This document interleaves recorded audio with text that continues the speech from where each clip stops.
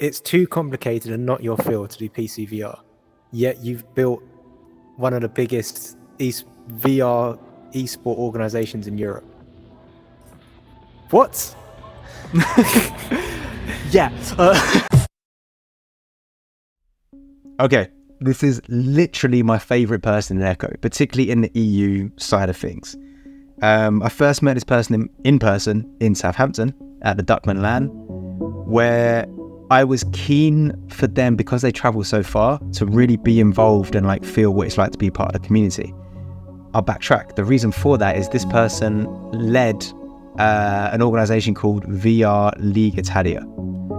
It was like, I first discovered it when I was really like digging behind the scenes of finding out what's going on with the EU scene in terms of the competitive scene of VRML. It's a whole other thing. Maybe I'll make a video about it another time. But this person, whilst VRML was doing its thing in terms of the competitive scene, and this is really like an episode for, you know, but the hardcore Echo players community, and the people that don't know so much what's going on in EU, because it was really siloed. The same way we had our guest Jun Suzaku with the Echo Japan scene.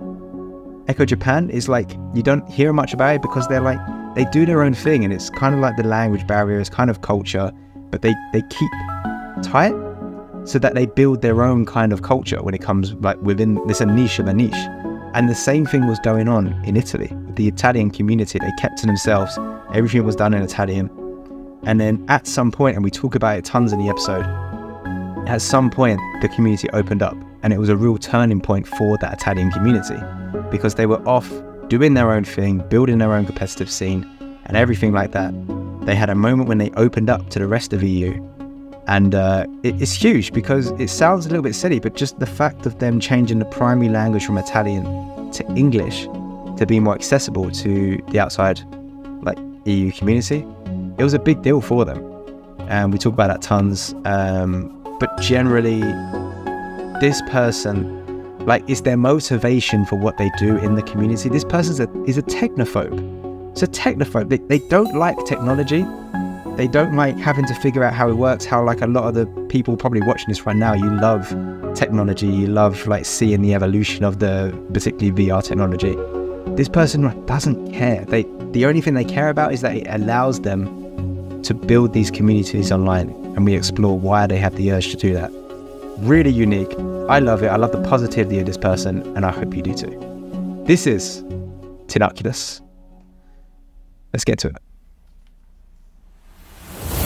Tinunculus. Here we are. Here we are. How are you? Yeah, quite good, thanks. I was saying that I was a little bit nervous through the entire day.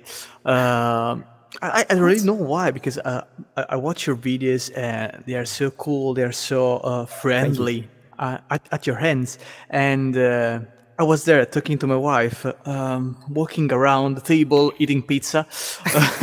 I don't know why, but I'm nervous.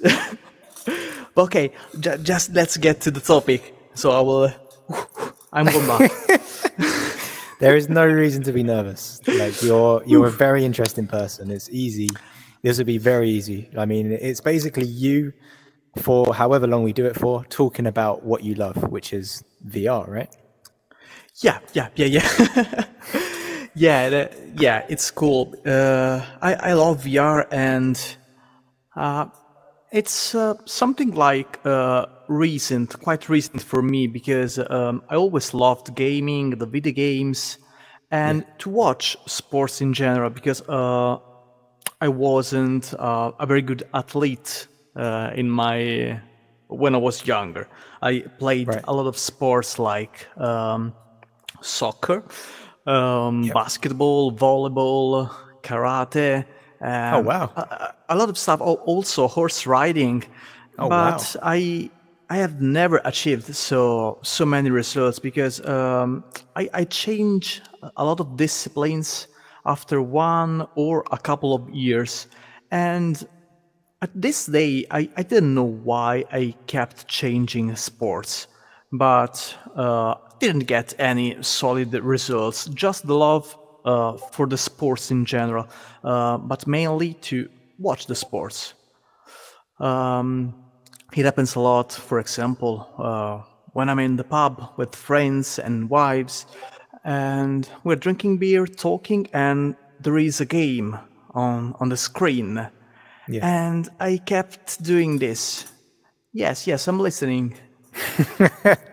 You know, also if it's not my sport, for example, yeah, I don't like very much soccer, but if soccer is on the screen, I'm watching soccer. There's no way I can not watch it. It's sport. It's cool. So in England, football, soccer is like the main sport. It's a very much a cultural thing. Where you're from, you support the local football team, and that's like the dominant sport. Is it the same in Italy, or is it like Yeah, it's more or less the same. I think that you people in England are more passionate about your local team. In Italy, the soccer is it's very felt. People are very passionate. It's the main sport here. Yeah. But we have a bunch of great soccer team, and we do not see very much or very often the smaller local teams. So there is, for example, Rome, Milan, Inter, Juventus, Naples, and also people from the south part of Italy go spectate the Juventus or Inter because they are great teams, and they forget the smaller one. And it's kind of sad by my point of view, because if you do not invest also in people, in spectating, feel the stadium, the young athletes are less probably going to be great soccer player. They need support, and it's more difficult probably for the smaller team here in Italy to get that kind of support. Okay, so I want to point out something you said. You said about watching sport rather than playing it. So you said, yeah, sure, you played all the different sports growing up, from karate to horse riding to soccer and other things, but you said about watching sport, and I say this as kind of a leading question because I know that not only do you play VR sports, you also cast as well. You were casting in Southampton, where I met you 4 months ago now, 5 months? Yeah, I cast along with Red Worm. Yes. I was very happy to something like that, and I was very shy about that because I did some commentary in the recent years, but I did it not because I started doing, yes, this is my dream job, I'm going to cast that game. No, because we had this project, this competitive project in mind, and we needed caster. And okay, who want to cast? Oh, no, not me. I can't talk in English. I can't do that. I'm too shy. Okay, fine. I'm do it. I'm going to do it, and if you take a look at some old records, they are very embarrassing because the commentary it's totally a trash. It's very embarrassing. It's nothing compared to what I've seen in Southampton, because going along with Red App, it was so illuminating. It was so instructional, and also my way of commenting the games has changed totally. It is more accurate, more passionate, and after Southampton, I had to work on my vocabulary to expand what I can say to better describe what I'm seeing, to get a glimpse and to give that wonderful glimpse to the spectator.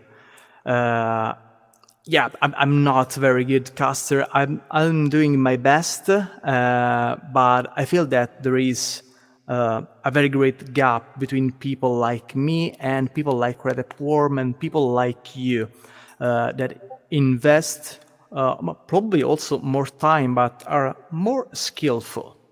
Okay, one quality that I have is I'm very able to take a step back. And I have to take a step back for that. It's not my main skill. I like it, and I'm very happy when people say, "Oh, it was a good commentary." But I'm far, far away from being one of the best. Totally. So it's not a super passion for you. You enjoy playing more than you enjoy casting, would you say?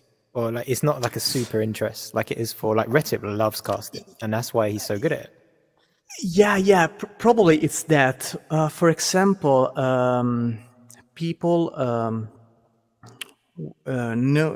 saw that I was more able, for example, at commenting games from Blaston than for Echo, probably because my passion for Blaston goes throughout the commentary and overwhelm everything. And I think that this kind of situation can describe what you're saying. Yeah, probably I prefer playing than commenting, and probably that's why I started organizing games, because I needed something to play with. Then I started creating my own tournament to play in it. Yeah. Oh, and that's, I think it's linked with also the VRML. I will take a minute, sorry. Yeah, no worries. But you need a break? Or? Oh, no. A minute to describe this. So I hope I do not mess up with your scheduling or okay. We have about like an hour and a half. We just talk. Okay. If you want to talk about this, we talk about this. That's cool. So VRML. I'll go with that. So when I started to play Eco Arena, it was wonderful. Okay, we know that. And soon after, I started to gain some skill to understand the game. And wow, this is very competitive. I need a team. And I started to look for members in the Italian community on Facebook. I started my searching. When I find some people to play with. I apologize for interrupting the flow. It's a really good flow you're in at the moment. But just want to clarify, because I'm not actually sure. Did you start with Blaston first? Or was it Echo? Oh, no. First? I started from Echo. Oh, okay. Yeah, okay. Let's talk about that then. Yeah. So, do you mind if we go back a little bit further? So we spoke a little bit about your upbringing and the sports you played and loved watching soccer whenever it was on TV. But what was your first time using VR? And then can you tell me how you went from VR to Echo? Of course, Teams? I started playing VR on an Oculus Quest 2. It's 2023. Right. Okay. Recent. Yeah, it's wow. recent. But you're so involved. It was my 30th birthday, 30s, and my wife, along with some other friends, gave me as a birthday gift the Oculus Quest 2. And I was so happy because in those days a lot of sponsor and advertisement from Oculus got me on Facebook, and I started to join the groups and seeing how wonderful was that world. And me, a video gamer, passionate about the gaming, where was it? All this cool stuff of virtual reality. Where was I? Sorry for the verbs.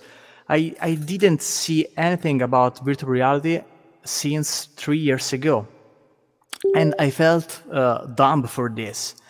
But that being said, I wear the Oculus Quest 2. I started the tutorial, the first step, and I said, yeah, it's cool. Why people hate so much virtual reality? They say that it's not immersive, it's not real, the lights filter through the nose, the resolution it's not so high. It's cool. I move an end, and it's moving. It's real. Yeah. So I was passionate like an happy child. And one of the first games that I tried was, in fact, Echo.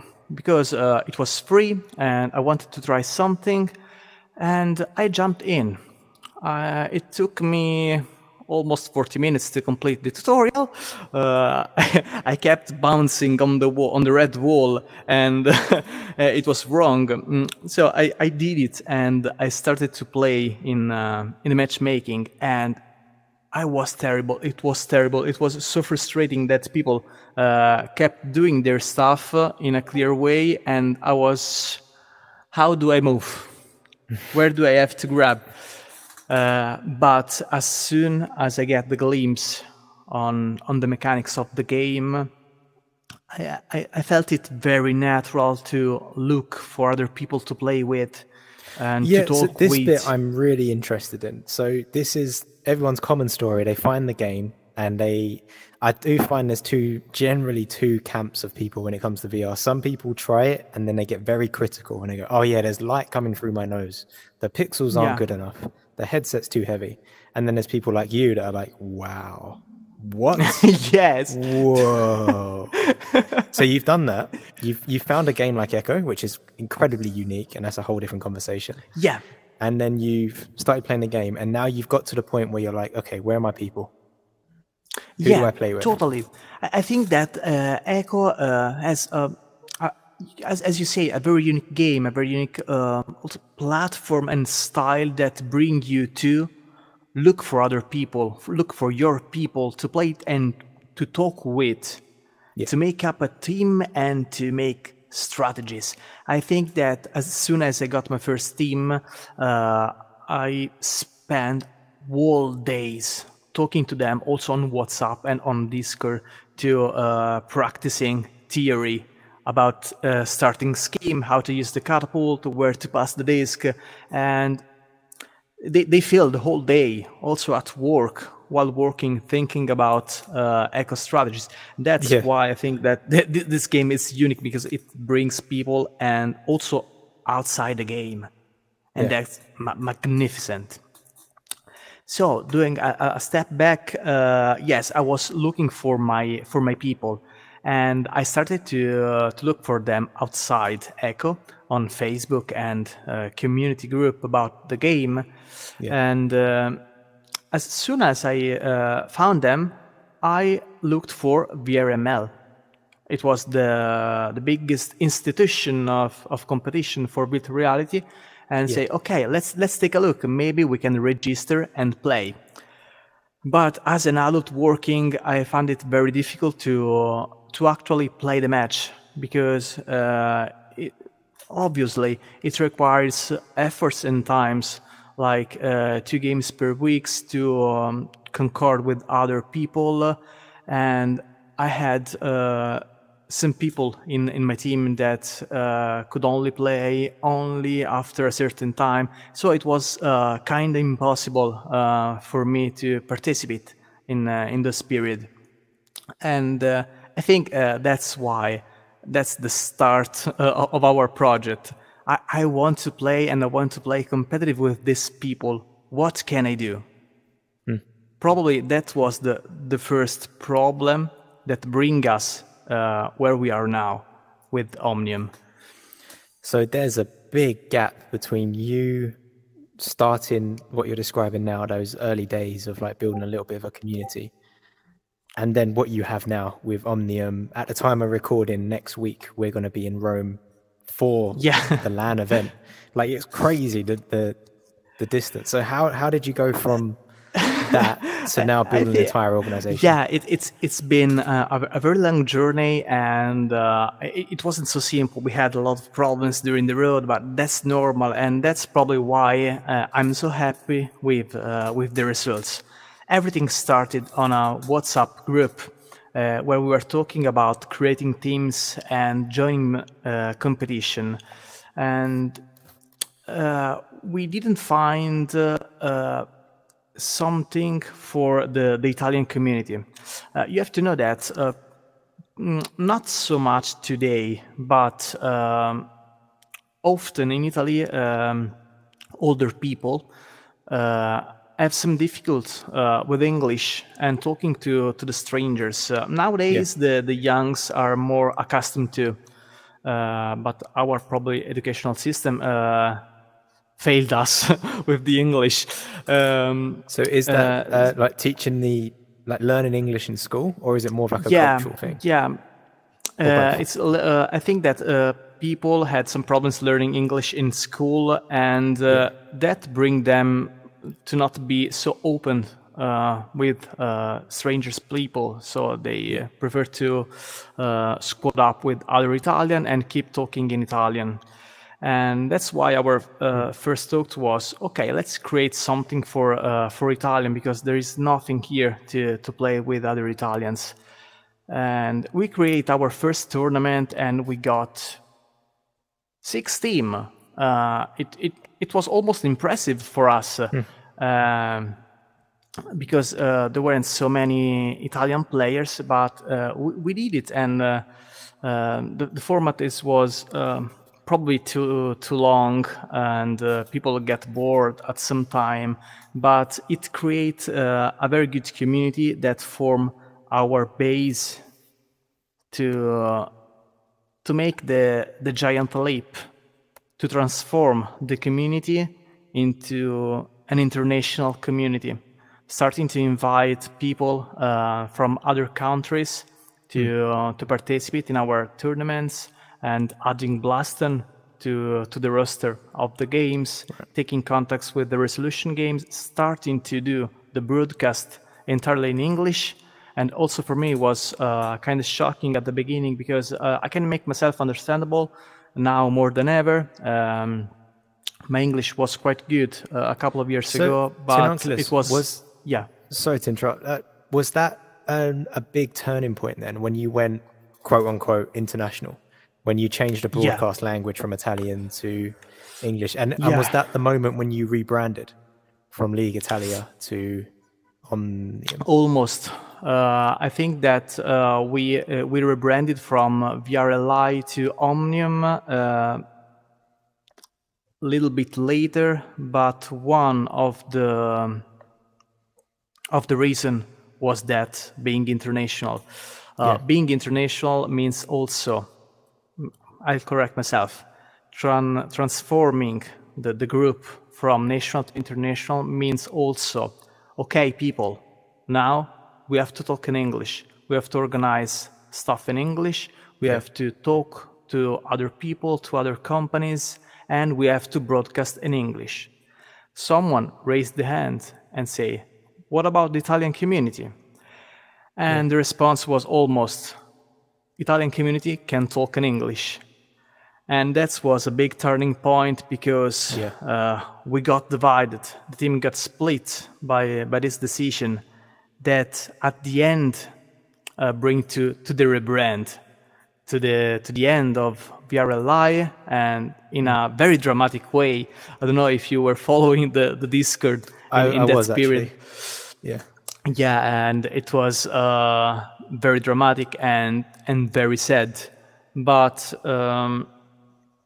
we hold our position to being more inclusive and open to everyone, because I think that if you want to do something about electronic sports, you have to follow some basic rules.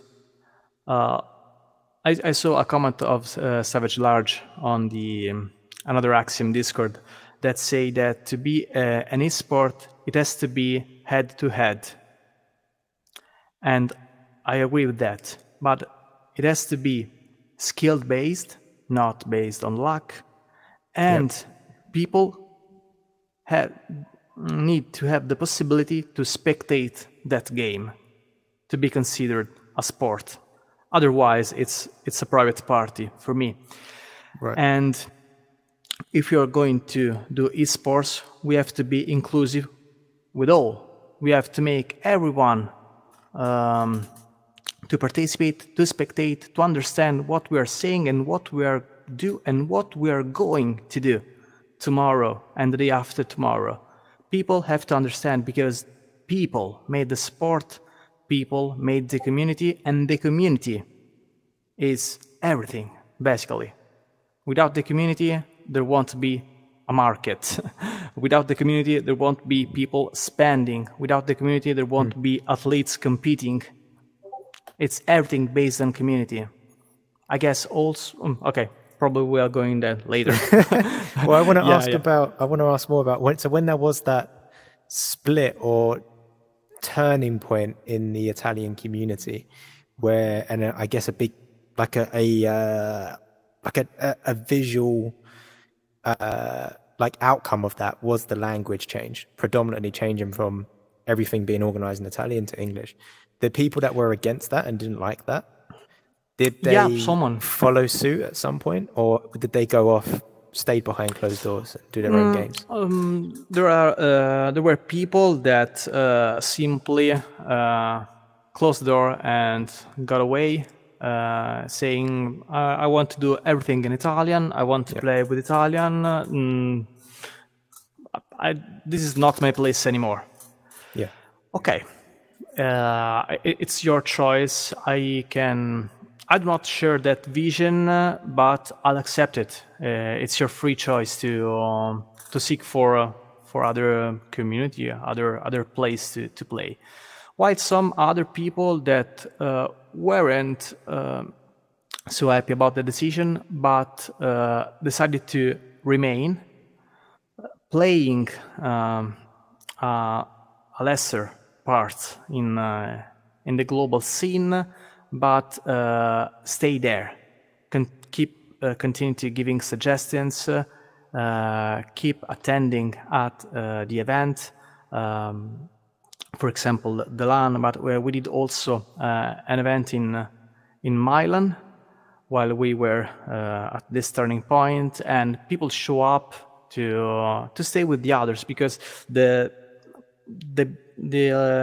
X community, the Italian community, it's still a good community. People met each other through VRLI, and they keep love each other. So when they have an opportunity, they meet each other. While some other people approved totally the change, like for example Gianluca and Sebi. Yeah. They were passionate about the games and the competition, and for them felt totally comprehensible and natural, the way it has to be. And so this was a couple of years ago, right? This kind of turning point in what you were building there. You had that league, you had 6 teams competing. I remember looking at the website at the time. You had built, I don't know where you'd got that from, but you had like a very nice, like arguably better than what VRML were working with. It was gorgeous. Yeah, that was all the credit goes to Alessandro Roma, because he's one of the former team, and he's a web developer. And during the free time, he started to work on the website. And now, alongside with Payetta, another Italian player, they are working on a web app that will be even more detailed, and that will bring us some benefits about the organization. The VRML sites has a lot of good points, like creating your profile, your team, contacting the others, and while our website was just a windows on what's happening, and with the scores, everything cool graphic, but was a window. We are going to put that beautiful window in an environment that you can interact with your profile, your team, challenging the others, something more complex, and most importantly, the statistics. I think that all the players want to know their statistic, their individual statistic, the team statistics. This is still cool. Alessandro Roma that was working on this. Alessandro Roma. Yeah, along for the web app, along with Payetta, they're working into. And also Flappy Pie, another from the community. I think it's Finnish. Yeah, Flappy Pie is Finnish. It helped. Wow, cool. Because I'm sure you're very aware of how Spark works, right? The Spark stats collection, all of the things that they built over there, NTS France. Yeah, it's important. Okay, I'd love to chat with one of those guys and see if there was any possibility of like interacting together. They are lovely. I mean, if they worked with the Spark guys, if they worked with NTS France and Sphinx and all those people behind the scenes. For sure. It's rare to find people that have that expertise and they can work with that back end kind of, managing that data.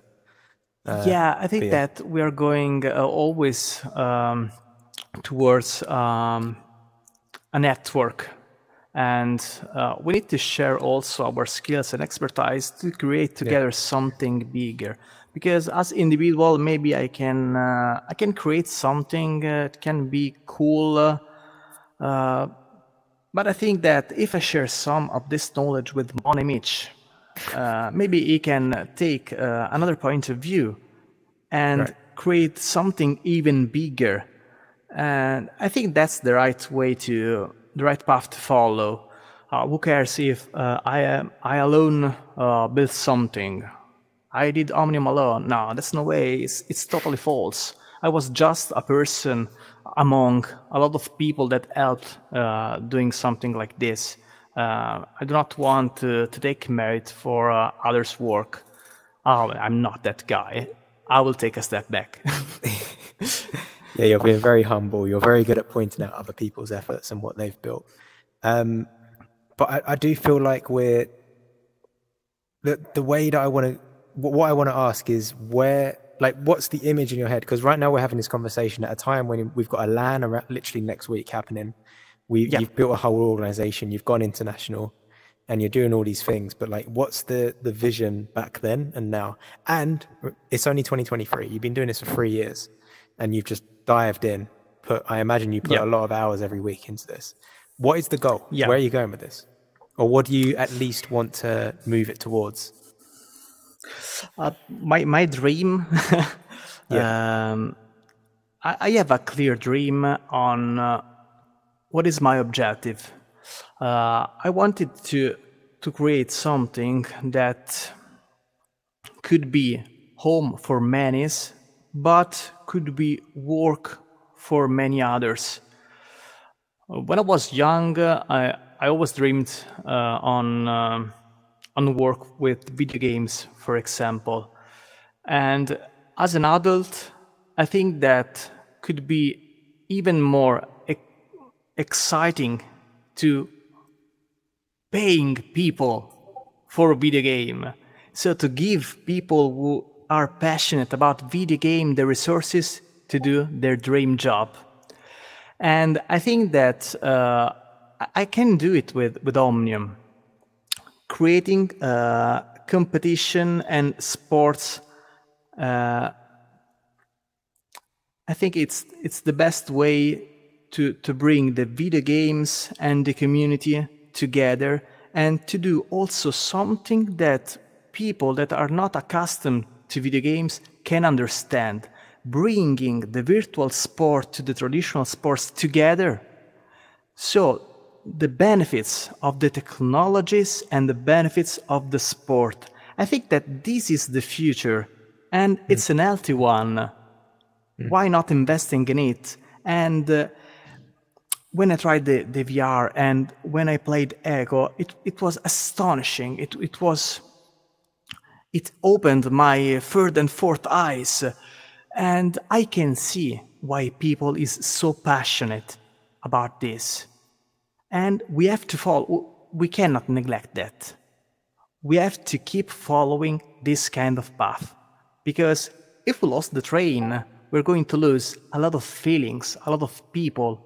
And honestly, I won't do that. I want to lose everything that has been built from others and that I'm trying to keep building. We have to keep going on, in my opinion. And can I ask about your reaction to the shutdown? Hearing about the game Echo VR shutting down. Yeah, sure. Back at the time of hearing it, and also how you feel now, like 6 months later. I don't know if you know what is a flash bulb in psychology terms. Like an idea, like a light bulb. Yeah, the flash bulb. It's an idea, but in psychology, in the memory studies, we use the flash bulb as a memory unforgettable. Okay. I remember, for example, during the 9/11, what I was doing, what program was on the TV. That's my mother call from office to say, turn on the TV because something big is happening. Okay. I remember everything about that. It was a flashbulb. So I do not want to offend anyone, but I think that the shutdown of Echo, I remember it like a flashbulb. I remember that a member of the Discord wrote it on Omnium, and I said, that's definitely a fake news. Totally.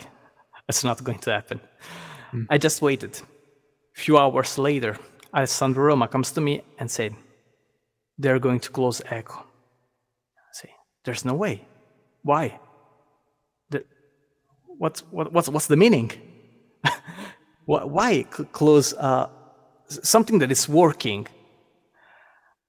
Of course, I was thinking on my point of view. They have another point of view, of course.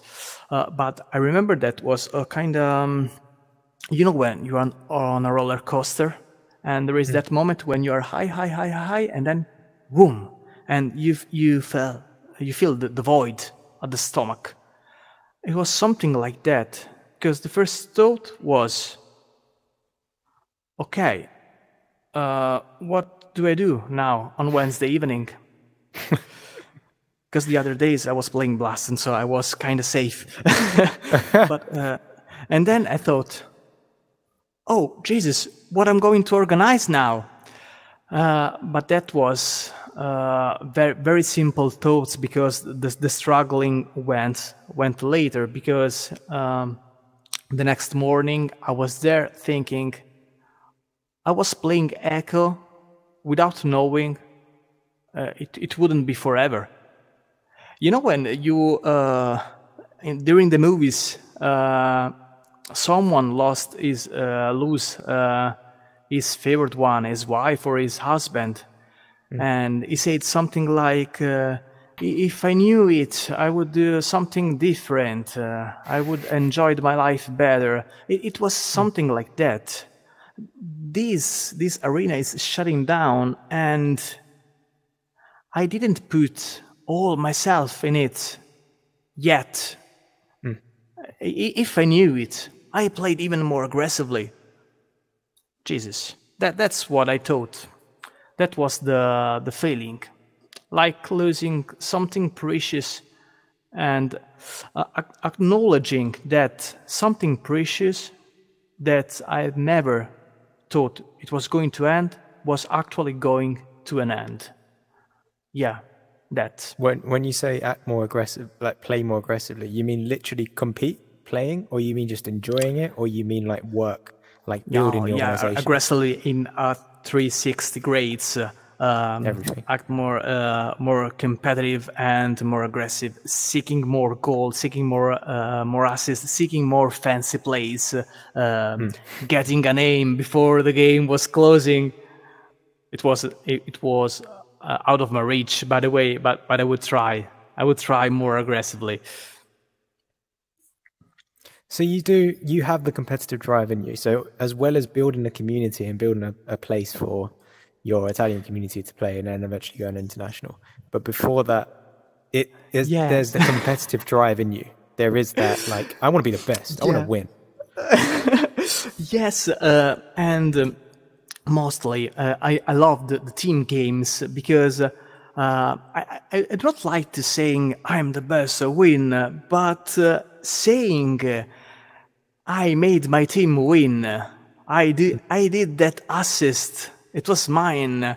That man scored a goal because we did a great job. That is something that flame up my heart. I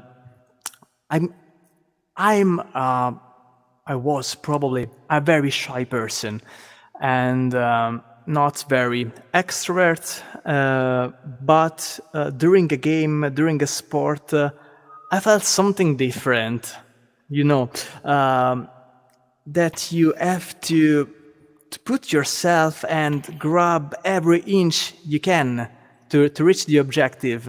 And this is something that I rarely find outside the competitive scene. Oh, and probably it's better that way. Why do you think that is? Why do you think you tried so much with all these other sports growing up, and then now when you find the virtual one, Is it the advantage you have because you have the understanding of the technology? Is that what it is? I think that probably doing a sport in virtual reality, it's like doing a job in completely immersed in a gamification. I find it very satisfying visually with the statistics and all the stuff that you can do that It's gamified, otherwise, you said. well, would it impossible to Yeah, do yeah, it this makes sense. outside. And it's cool also because when you do virtual sport, you are actually using your body and your sweat and your heart rate, and you're using your entire body. And that's the same that goes for the sport. I think that this technology has, mostly with Echo, has fully and linearly enhanced the sport. Nothing more. You take a sport and you did it better. And also, you made possible for everyone to reach all the other person scattered across the whole world. And that's impressive. Why do you go beyond just playing?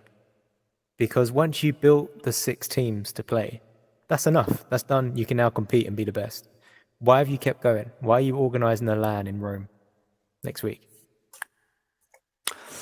Personally, we were thinking about in real life events from some times, but I guess that the Duckman got the lead in this drive.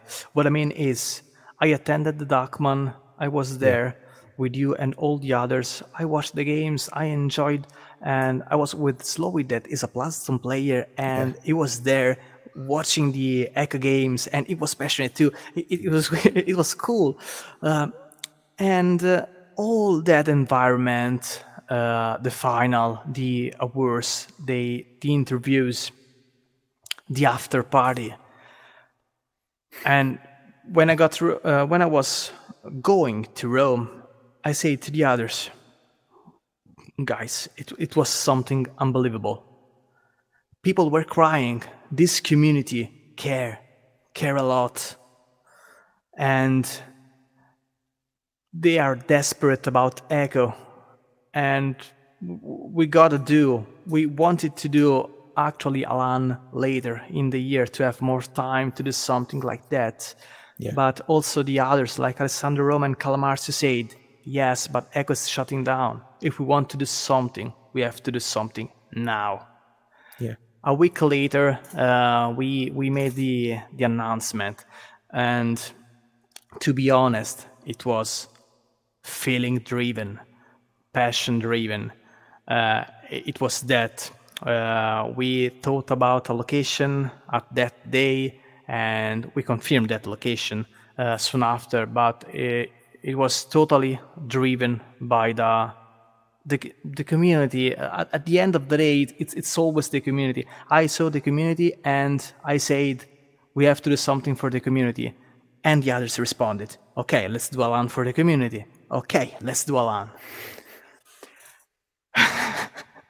How much internationals are you expecting at this one? Because I'll be there. I know of 8 other people, not including me, that are coming. English players. Yeah, you remember when we talked about the turning point? Yes. We overcome the turning point because I think that probably there will be more outsiders than Italian at the LAN. Okay. How many? And this is another question. A lot of that inner Italian community, are they still playing? Because internationally, a lot of players stopped playing once they heard the game was shutting down. They moved on. They found other games. Yeah, a lot of players stopped playing, actually. And that's why when we organized the season 2 for Eco with 12 teams, we started aiming at 16, but then a lot of people stopped playing because of the shutdown, and so some squads were forced to retire because they lack a lot of players. And just to make understandable, our format was always more strict than the VRML. In my talks, a team is not something that you can rebrand, disband, recreate as much as you want to do. I feel like it should be something more solid and more like the traditional sport, something that goes through an entire season. And that's why we also have a strict date and scheduling to bringing more closer to the traditional. But yes, answering to your question, a lot of people stop playing. One example is always Gianluca, that was a very great player. As soon as the announcement dropped off, he said, that's enough. I will focus on study. And he's actually going to get a degree soon, hopefully. And that's good for him, but he was very touched by the announcement, because Eco was the love of his life. He basically he stopped to do traditional sport to doing sport in virtual reality, and with the announcement, everything's got destroyed. Was there? So I was going to ask about the league. So you were building it as a more traditional sports league. Yes. Traditional sports league have money in them. What was that like? At least the conversation you were having. Was there? Did you have any interest like that? Did you have anyone on the team that had more of a business acumen that was trying to set it up? Like they were trying to set up the financials in it. For example, I'm sure you would have had your eye on NEPA, what they were building over in North America, where they were. Actually, people bought teams. They were paying thousands of dollars to own a team, and then they would like roster the players. There was a whole thing, the way they were building it. Were you that many steps ahead, or was it more? Were you just building the foundations? As far as we were trying to build the foundation of this, and we talk about the possibility of. We were imagining. Coach and managers for team, but yes. We say that our aim is to build a good structure to make it possible for people like this to join and eventually invest in the teams and in the players. So we worked on our structure and our rules, our scheduling, hoping in the future and looking ahead at something like the team Ivy did. Yes. So closing up, making it official with some symbols and merchandise and something would manage the teams. Yeah, we had this in mind, but we focused on the structure to make it possible to these professional figures to have a place in that. I had another question, but I might remember it later. But we'll move on. I might remember it later, but we'll move on to the next section. Echo VR. I'm really glad that this is true. That like Echo VR is like the game at your heart. Because I thought we'd be talking about Blaston a lot more than we are. But since I brought it up. Blaston. What was your journey like discovering the game? Did it happen to be popular also? I think that a great thanks goes to the one Italian player that organized an international tournament for Blaston and an Italian tournament for Blaston. and I saw that people were kind of passionate on the Facebook group about this tournament, and they were talking good about this Blaston that cost at the day 10 euros, 9.99. And I asked some question about the game. How does it work? Is it cool? Do you have to move? Yes, okay, let's try it. I tried the game, and at the beginning I wasn't so stunned, because Blaston has some difficulties, mainly at the beginning, where you are a new player.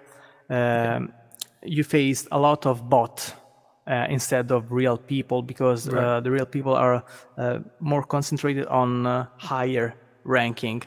So at the beginning I was fighting against this bot, and it was kind of boring, so I left the game there.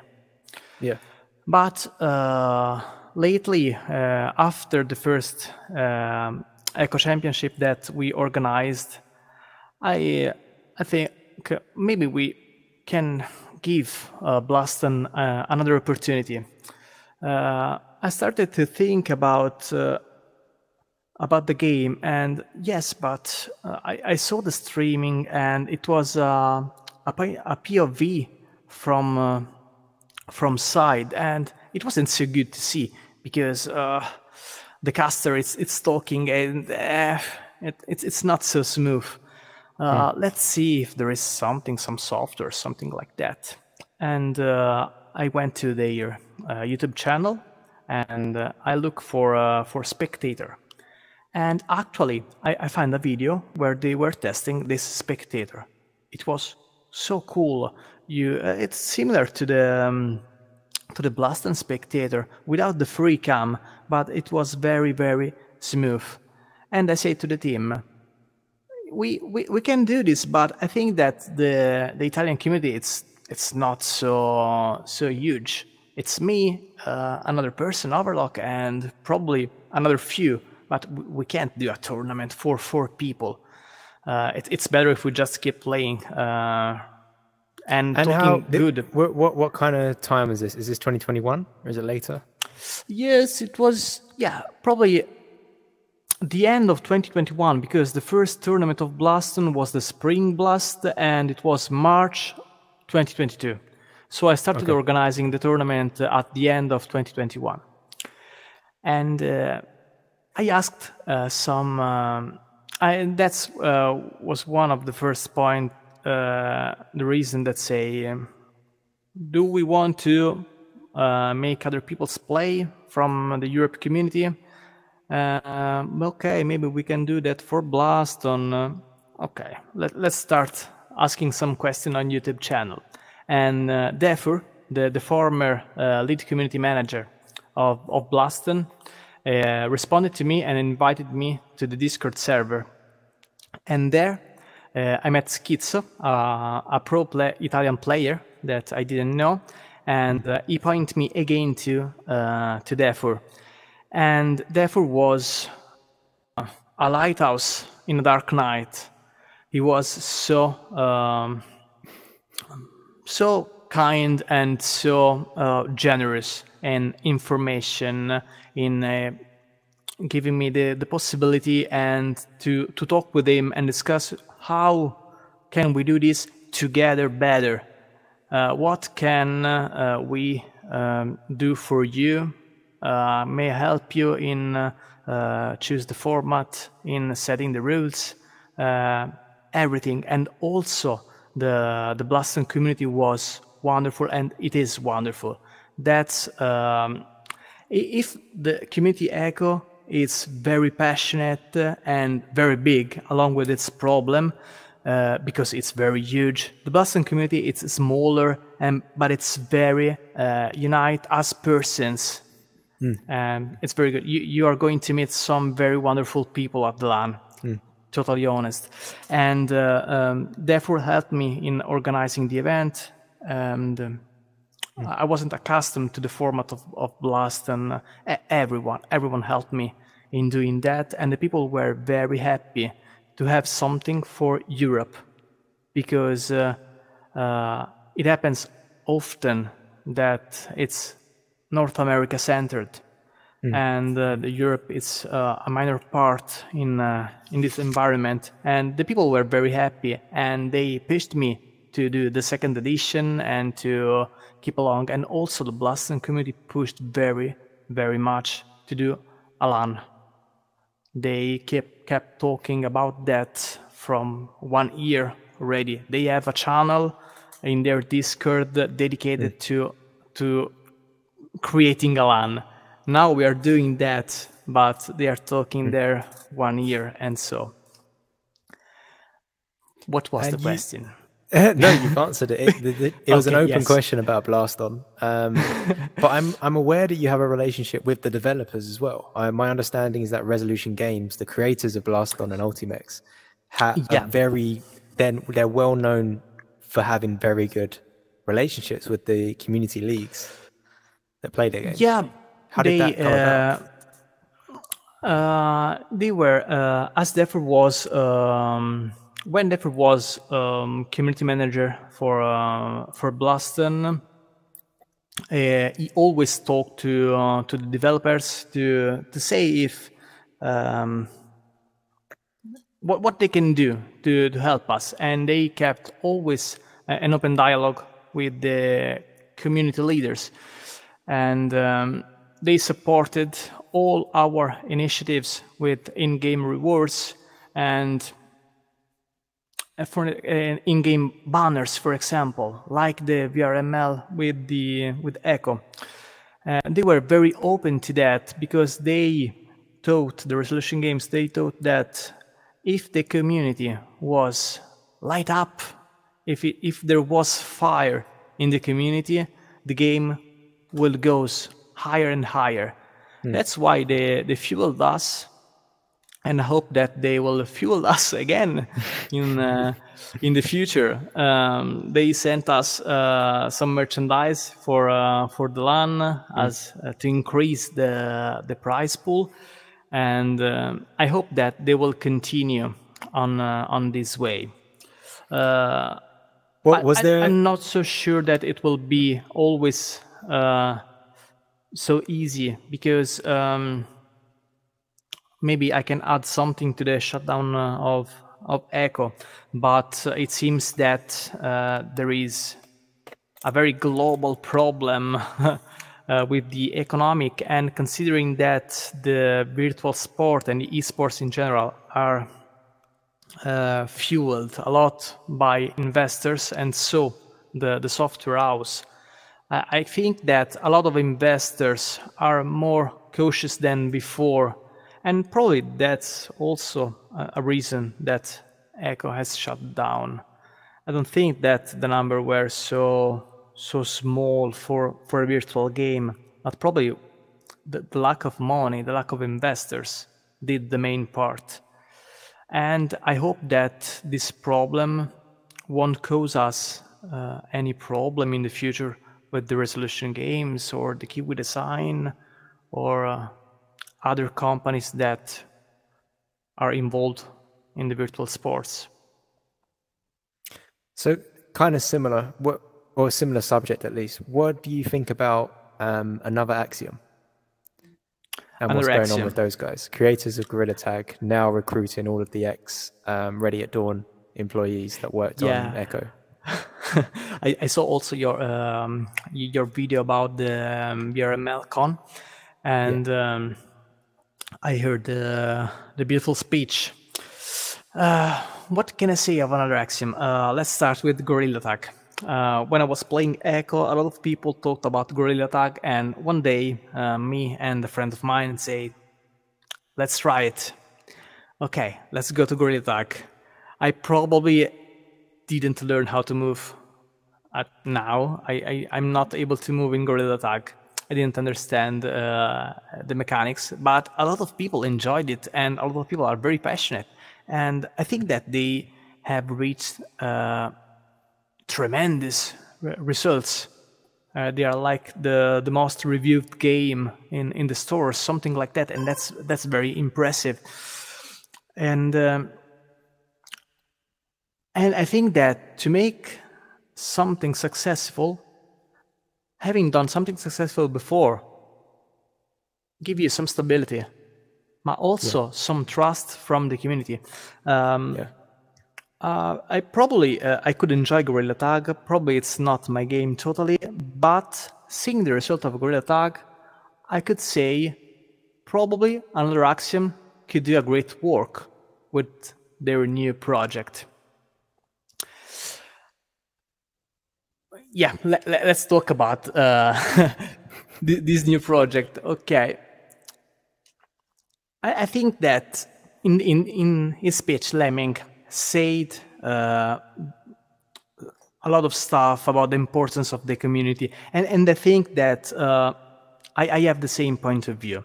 I stressed you already enough about the importance of the community, but he seems to be the same kind of not the same kind of person, the same point of view like me about the community, and also some cool ideas, some cool point of view, like the to give the possibility to the people to stay in the game and organize inside the game, so without the need to synchronize outside like Discord or WhatsApp, but to create an ambient where you can do everything there. Could lead to a more simple organization also for the player, and I think that this is cool. I already told that Gorilla Tag was successful, and that's trustworthy. And what I'm curious about this project will be the difference from Echo, because I think that the only things that we know at the moment is that it will be a zero gravity sport. Okay, it's zero gravity, and it's already cool because it's something very different from the reality. Okay, and that's a very good base for me. And it's a sport, and that's a very good one too. I really hope that he will do what I hope for, bringing the virtual sport to the traditional sports, bringing the best from each one into something very cool like Radiaton with Echo. And I also take a glimpse also on their Discord. There are already more than 2,000 members, and they are giving a monstrous number of suggestions, more than 50, and half of them are very, very solid and they could bring very important improvement to the game. And another thing that I think it's cool about Lemming is that he was very passionate about Echo, and if that passion will drive him through this new project, I am sure that it will be easier also for the team to create something unique, and also for the community. If the leader has a lot of passion in a project, everyone will benefit from that. Will you go to Vegas?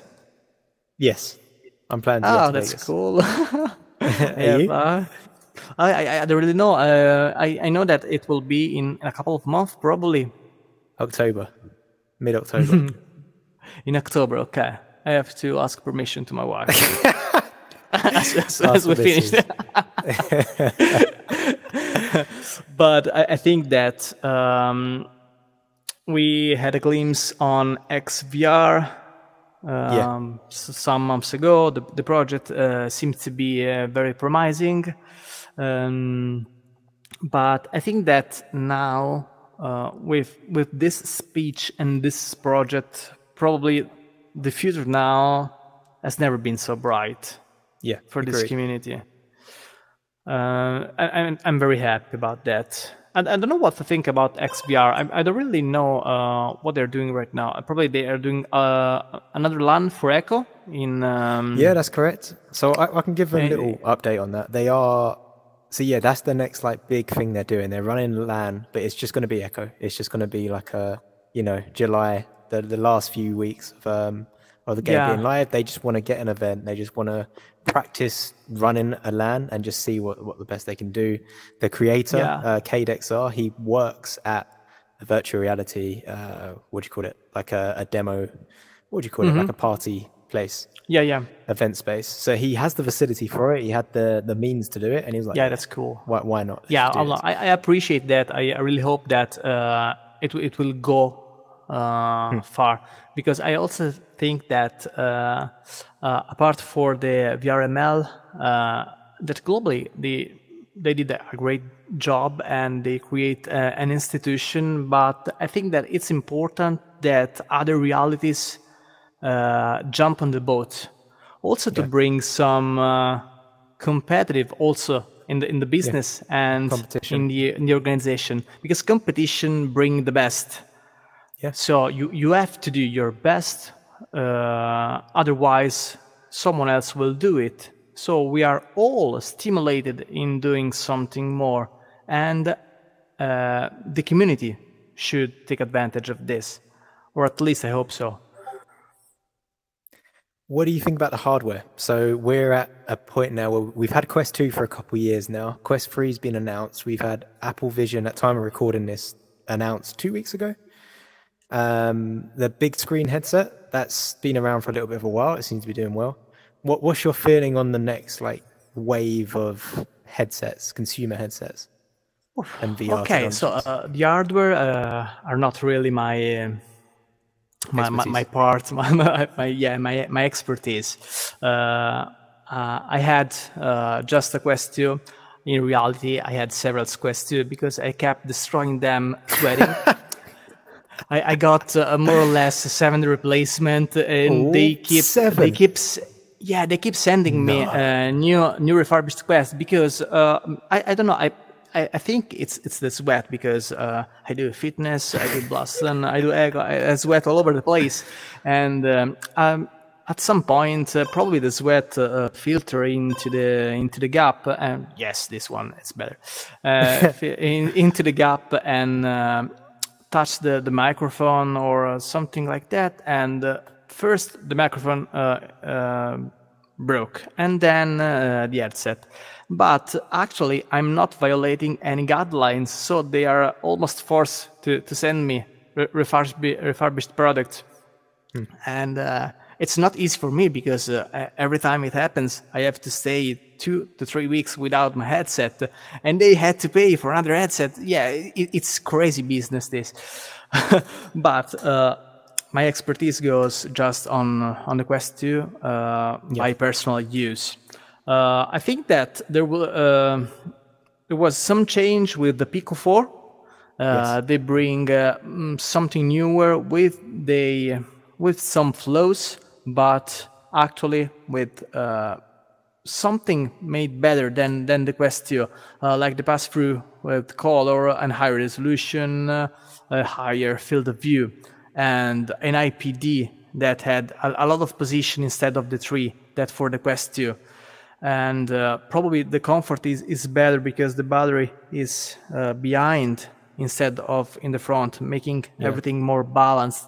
But probably there is more light that enter through the nose, so I think that the comfort it's almost the same. Actually, the Quest probably costs a little less than the Pico 4 with the announcement of the Quest 3, and that's an important news. But talking about the store and the hardware, I think that we are almost there. Actually, if I have to buy a new headset, I'll probably wait for a Quest 3, because buying a Pico 4 now, probably it's not the best idea, since a newer technology it's coming out, and probably it's coming out based also on the results obtained by the Pico 4. I think that yes. Have you ever done PC VR? Have you always done standalone? You've always done Quest 2? I'm so passionate that a few months after I got my Quest 2, I felt the urge to buy a gaming laptop and spend some wages. to put that little monster on my desk and try to do PC VR. At the beginning, was tremendous for me because I am very dumb with this stuff, and I kept confusing on how to make the computer and headset communicating, and that's not my field. It was too complicated. Right. So it's too complicated and not your field to do PC VR. Yet you've built one of the biggest VR esport organizations in Europe. What? Yeah. What were you doing? So before 2020, when you got your Quest 2, what were you doing? Were you playing video games? Or like, what was your passion back then? Or was it just absence of passion and VR filled that big gap in your life? Which it clearly has. Let me get a glimpse on what my past is. I think that before 2020, yes. So think back before COVID. Yeah. What was your I was getting lifestyle? out with my friends and had a good computer to play on some games, but I think that I was living a descending curve on the passion for video games. I started again to go out and do stuff, drawing with pencil and paper, and focusing on the work. Yeah. And I think that from that point of view, from the gaming passion, VR has kind of saved that passion. But I want to tell you more. I have a lot of passion. Like for the sports, I kept changing. I have a lot of interest. I think that I have a master of none. Probably a jack of all trades, but a master of none. And I think that also the virtual reality helped me in doing this even more deeply. I started playing Echo, Blaston, doing fitness, creating something in 3D, started painting on Vermilion. I do a lot of stuff with VR. But if you tell me which is the best connection, 5 gigahertz or something, I got confused. So I do not know. You clearly have... how do I say this? You've got passion for this. So you've got the passion, you've got the desire to do something, to set a goal ahead and be like, yeah, I want to do this. The optimism that comes with that, the excitement, and following the rabbit down the rabbit hole, as the saying goes. Yeah. But you did it as well. Do you know how many people have amazing ideas and don't do anything? Why have you built the people? Yeah, the people. Maybe I can have a good idea or a very strong passion about something, but probably I cannot ever have the competencies to do something alone, perhaps. That's why people are important, networks are important, because I can share my vision, and I am a psychologist. I have my competence and my skills in that field, in that subject. And if I share my vision and my passion to someone else that has other competencies and skills, maybe together we can achieve that goal. But probably we are few. We need more people, more and more. This happening when you were 25, 26. Were you, like, what was your lifestyle at the time? Were you involved in any kind of community at all? Were you, whether it's games or actual sports or something else completely, or just your career? Like, what was there an obsession at the time, back when you were 25, 26? Or 25 or 26? Yeah, sure. Like, I don't know, 2016, 2017, 2018. Like this era before VR. Oh, when I was... okay. I was completely misunderstood the question. Could you repeat, please? Yeah, so before VR, which you're clearly passionate about. Yeah. What were you passionate about before? Or were you not passionate about anything to this extent and taking this much action towards I think that goals? At that age, 5 to 6 years ago, or something like that, I hang out a lot with University Brotherhood.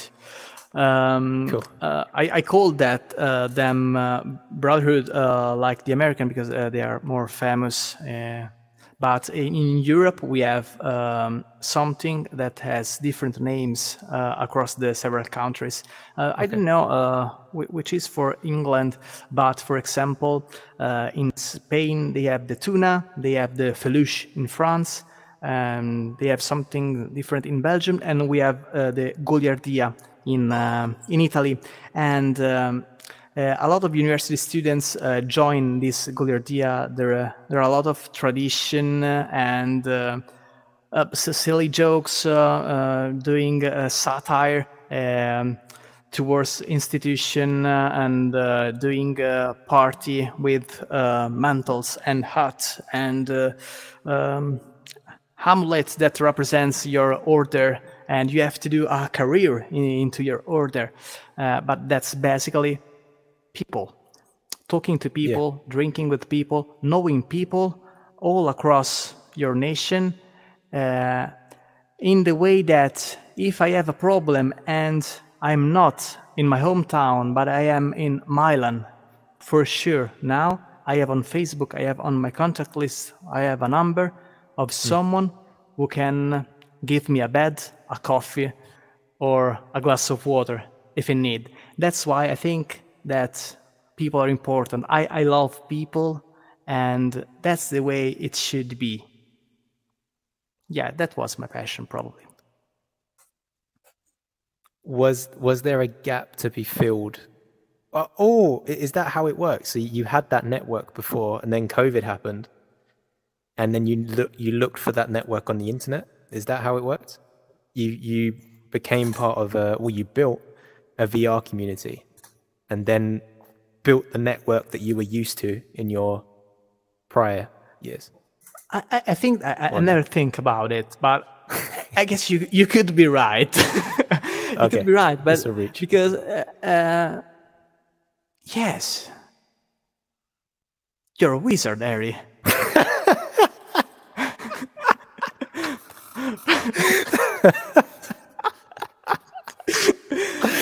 Wow, monstrous.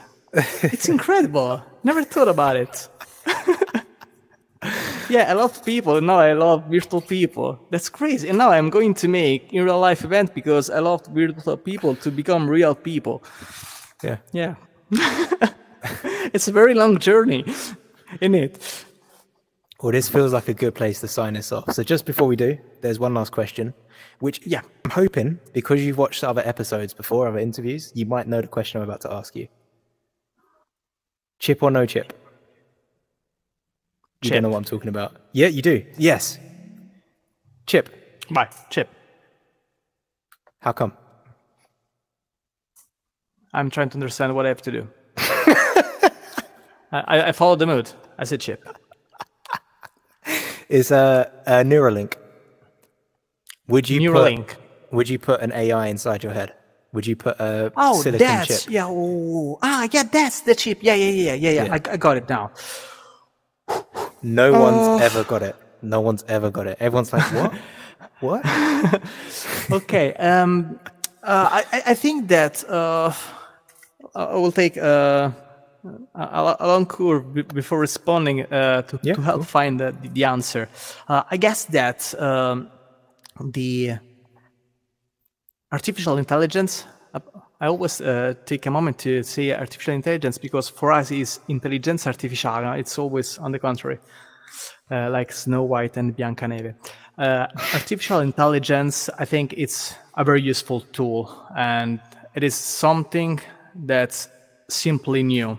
Along with our evolution, we have discovered and invented always newer tools to help doing stuff better.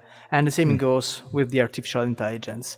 It will help workers in the automation of repetitive stuff, for example, saving times, or will help even artists in getting inspiration or drive that inspiration. But how do you feel? So the question was, it wasn't specific to AI. The question was specifically, would you put the same way we've gone from phones to... Oh, you're getting there. Okay. I'm going there. Cool. And I also have to admit that there is one flaw in the artificial intelligence, as all the other tools that we have invented so far.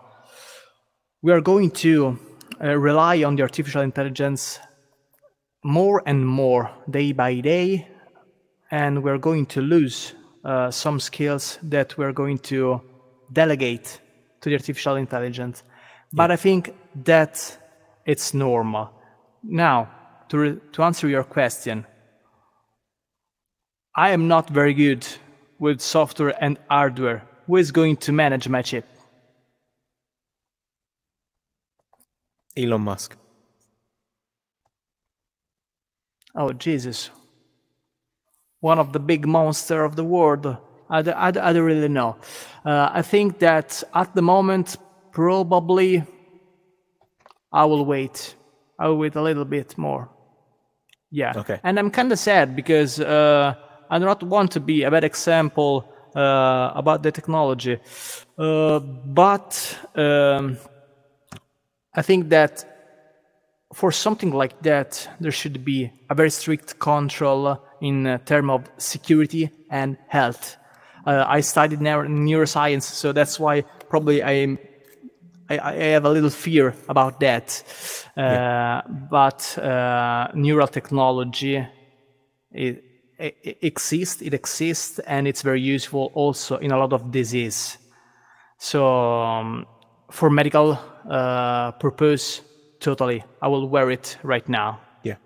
For other purpose, I'll probably wait.